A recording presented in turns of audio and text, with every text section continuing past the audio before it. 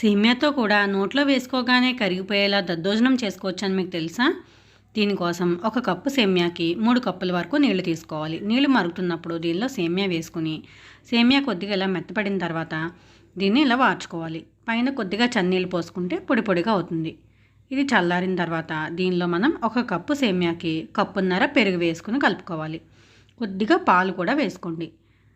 దానివల్ల మీకు కమ్మగా ఉంటుంది. సరిపడా ఉప్పు కూడా వేసుకుని బాగా కలుపుకోవాలి. మొత్తం అంతా మిక్స్ అయిన తర్వాత దీనిలో తాలింపు పెట్టుకోవాలి. పోపు కోసం ప్యాన్లో కొద్దిగా ఆయిల్ వేసుకుని దీనిలో జీడిపప్పు, పచ్చిశనగపప్పు, మినపప్పు, ఆవాలు, జీలకర్ర వేసి ఇవన్నీ వేయించుకోవాలి. ఇవి కొంచెం వేగిన తర్వాత దీనిలో ఒక 2 ఎండుమిర్చి, సన్నగా తరిగిన అల్లం, పచ్చిమిర్చి, కరివేపాకు కూడా వేసి చివరిగా కొద్దిగా లైట్గా దంచుకున్న ఒక 4-5 మిరియాలు కూడా వేసుకుని చివరిలో కొద్దిగా కొత్తిమీర తరుగు కూడా వేసుకుని స్టవ్ ఆఫ్ చేసి పోపుని దీనిలో కలుపుకోవడమే. ఫుల్ వీడియో కోసం టైటిల్ కింద క్లిక్ చేయండి.